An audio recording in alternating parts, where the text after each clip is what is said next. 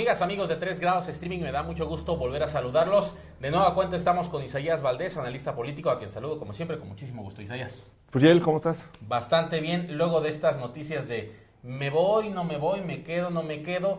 ¿Qué significa este juego de renuncias, de decir me voy de mi partido porque no me gusta cómo están haciendo las cosas? Pues realmente lo interesante para nosotros como ciudadanos, Uriel, es una revelación de hechos que suceden y que a veces no queremos creer por sentido de pertenencia, ¿no? Uno entiende que las bases que se aglutinan a un partido a través de una ideología son muy valiosas, pero a través de lo que representa pues el aglutinamiento en estos institutos, que es la búsqueda del poder, pues ya las cúpulas que lo van logrando, pues las empieza un poquito a seducir hacia otros rumbos y ya toman comportamientos como que es la que la ciudadanía yo creo que hoy sí debe de entrar ya a esa parte de la cancha, pues donde pues ya gracias a medios como los alternos, como los portales en internet, como gran acceso a la información a través de la tecnología que se tiene, ¿no? Como los teléfonos celulares, todas estas cuestiones, y un periodismo un poquito más también en ese aspecto más agudo, más que se entera de mucho más cosas, deberíamos ya de empezar a creer todo lo que pasa. Mira, yo te platico, hace poco me llegó un de estos chistes como memes, ¿Sí? Donde están dos langostas en una pecera y dice, yo presiento que van a venir con este señor con las tenazas, va a agarrar una de nosotros, nos van a freír, y entonces le dice, estás paranoico, le dice, ¿no? Es teoría de la conspiración, ¿no? Ahora sí. Y en ese aspecto, digo, ese es el destino, ¿no? Entonces, hoy por hoy ya estamos viendo revelaciones que confirman algunas versiones, observaciones de otras fuerzas políticas hacia el contexto político, que de alguna manera es normal. Mira, quienes hemos mediana, pequeña o participado en política lo entendemos claramente. Yo por eso en mi red social, en mi ejercicio político, hasta no afiliarme al único partido que me afilié, que es Morena, yo en mi red social saco fotografías con diversos personajes políticos, del PAN, del PRI, ¿por qué? Porque a mí no me gusta hacerlo escondidas, porque de alguna manera la política se ha viciado por este oscurantismo que de inicio en la forma manejan los políticos, se reúnen como si fueran delincuentes, o sea, ya están allá en lo oscuro. Pues sí, ya están adoptando una condición que digo, son, incluso en sus páginas lo dice, personaje público, figura pública. Entonces digo, reúnete con toda claridad porque la política es gregaria, es de consenso, es de entendimiento, es de poder dialogar con el de enfrente y aunque no estés de acuerdo, lo decía uno de los cofundadores del PAN, Gómez Morín, o sea, crear un círculo de coincidencias, por muy pequeño que sea, caminar a él de la manera más honesta para poder ahí entablar una serie de cruces y salir de él, por lo menos con la satisfacción de podernos dar la mano sin reservas y mirarnos a los ojos. Oye, qué bonita, ¿no? Entonces, ¿qué pasa hoy? Bueno, específicamente lo de Margarita, que es el hecho más revelador ahorita de cómo se descomponen o componen las cosas, cómo se entrelazan.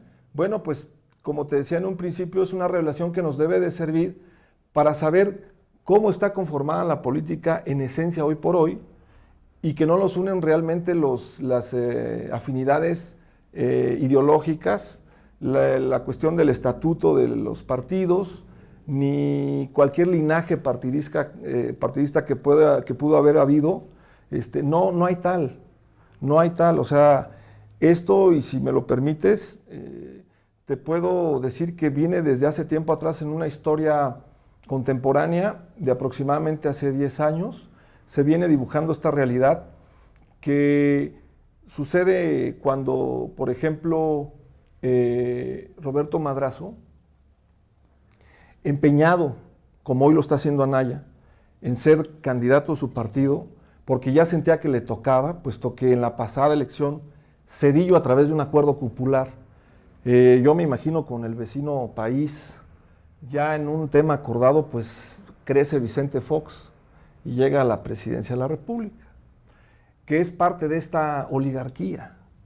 Es realmente a lo que ellos sí pertenecen, a esto que maneja este sistema económico neoliberal, que no ha funcionado, porque al final no nada más se critica porque sí, sino simple y llanamente no ha funcionado en gran medida por la corrupción. Tal vez el modelo pues tenga que tener algunas afinadas en algunos temas, pero no ha funcionado en gran medida por la corrupción que comparten estos grupos, estos bloques, que fomentan y que ejercitan para poder satisfacer sus ambiciones, ya en la cuestión económica, en la cuestión de poder, de perpetuarse, ¿no?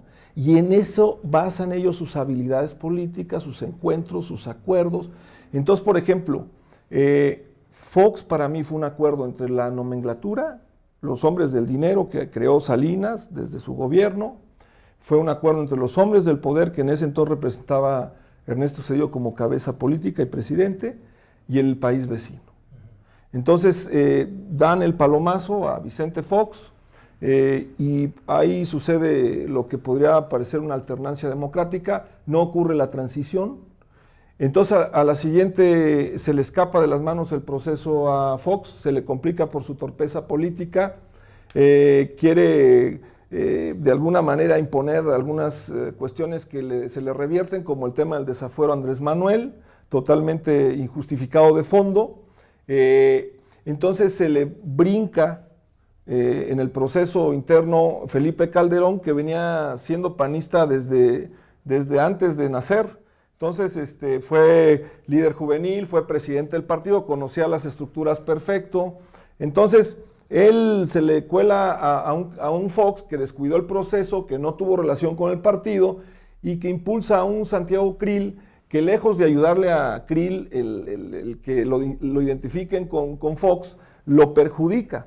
Logra así colarse a la candidatura y posteriormente a la presidencia bajo un escenario de circunstancias donde, por ejemplo, Roberto Madrazo, al intentar imponerse como presidente, hace una serie de movimientos que se rompe él de manera propia una pierna, como por ejemplo revelar las corruptelas de Arturo Montiel, que en ese entonces uno de los grandes padrinos de Enrique Peña Nieto, ¿no? Lo mismo el pleito con la maestra Elvester, y entonces ellos al ver este rompimiento de las reglas no escritas, pues dicen, oye, como candidato hace esto, como presidente, ¿qué nos va a hacer, no?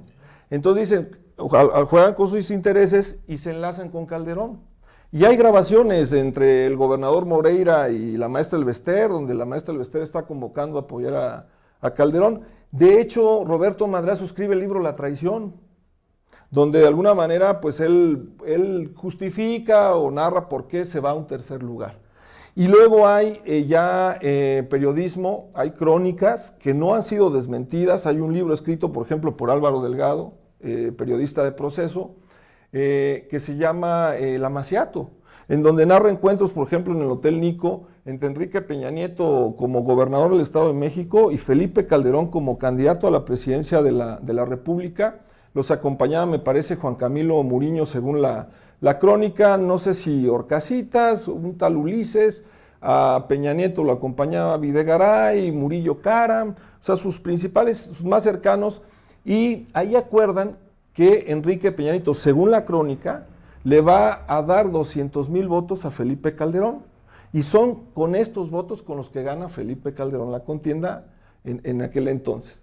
Después descuida, de cierta manera, pasa Calderón por diferentes accidentes como los que tuvo Blake, como los que tuvo Juan Camilo Mul. Se les compone el escenario a Felipe Calderón en la construcción de su candidato, le ganan también, yo considero, los tiempos. Al final no tiene ya la influencia a través de un Madero que llega al PAN.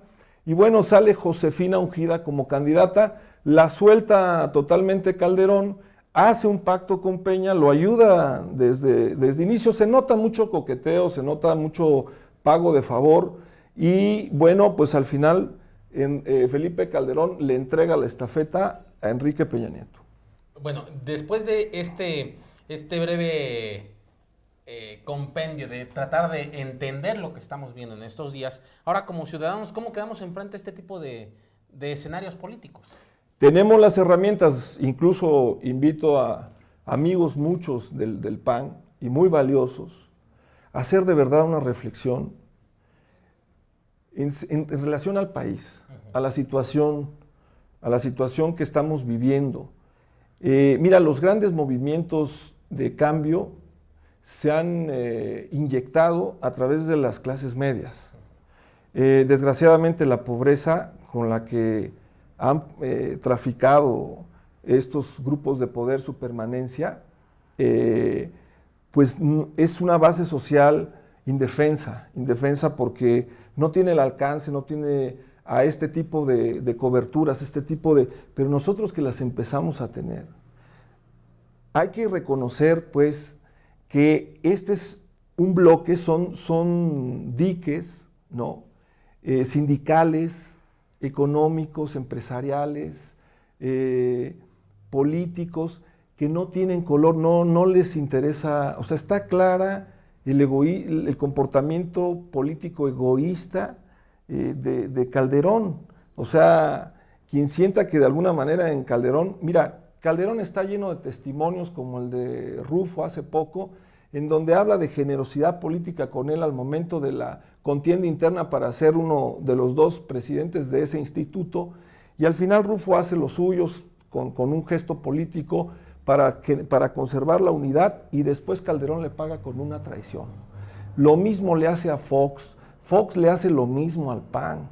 Después, por ejemplo, Calderón, yo recuerdo con Santiago Krill cuando estuvimos en los esfuerzos para lograr la candidatura del PAN, que él estaba peleando, Krill bajó a sus bases el apoyo para Calderón, y Calderón le paga difuminándolo en la televisión, bajándolo de la coordinación de la bancada panista de la presidencia del Senado de la República sin avisarle. Santiago Krill se enteró a través de los medios, cosa que es una falta de forma del estilo de Calderón, de ese que lo ha.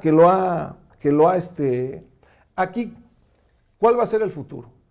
El futuro es que hay un acuerdo.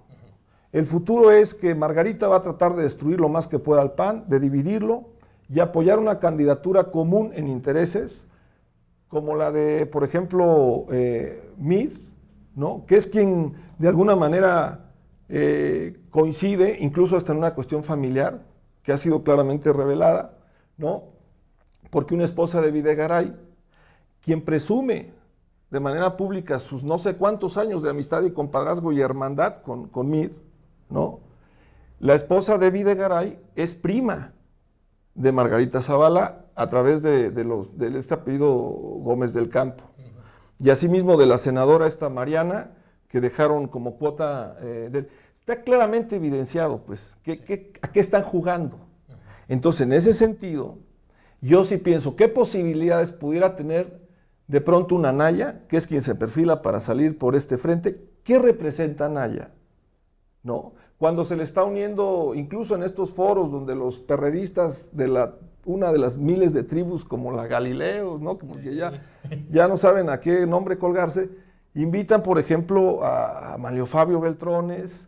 O sea, sale un Manlio Fabio Beltrones, sale Madero y sale Mancera, reunidos ahí diciendo que van a cambiar de régimen, cuando ellos han sido los que han perpetuado esta. Entonces, es el momento, pues, que la ciudadanía se meta y se dé cuenta qué representa cada quien y a qué están jugando, y que de las mismas bases, como lo ha hecho, por ejemplo, Andrés Manuel, de las mismas bases ya adquiramos una conciencia individual. Mira, el dividirnos lo hicieron desde, por ejemplo, lo han venido haciendo desde siempre, es una de las estrategias gubernamentales de los propios sistemas.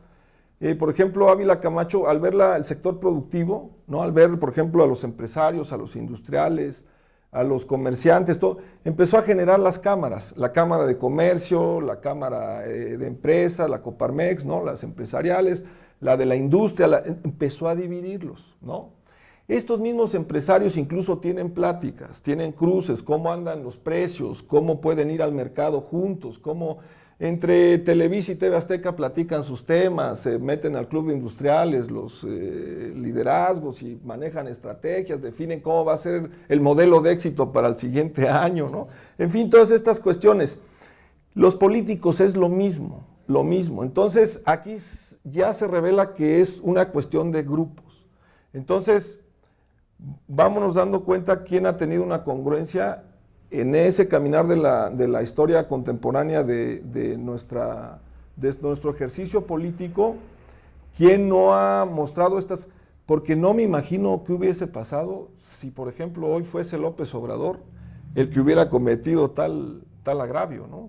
O sea, de pronto dar un viraje tomando como brújula únicamente el referente del interés personal, porque esa es la verdad, ¿no? O sea, aunque haya gente que estime a Margarita dentro del PAN y gente que no es una cuestión personal, estamos hablando de la vida pública del país. Eso sí, en eso tienes toda la razón. Digo, a final de cuentas, quien tiene la última palabra de todo lo que estamos aquí platicando, exponiendo sobre la mesa, es usted, y tendrá que tomar una elección responsable, primeramente porque somos ciudadanos y nosotros, a final de cuentas, estamos inmiscuidos en este proceso que ya se viene para elegir al nuevo presidente de los Estados Unidos mexicanos durante el próximo año 2018. Como siempre, Isaías Valdés, analista político, muchas gracias. Gracias a ti, Jesús. A ti, nos vemos la próxima semana. Saludos. Amigos de 3 Grados Streaming, nos vemos después.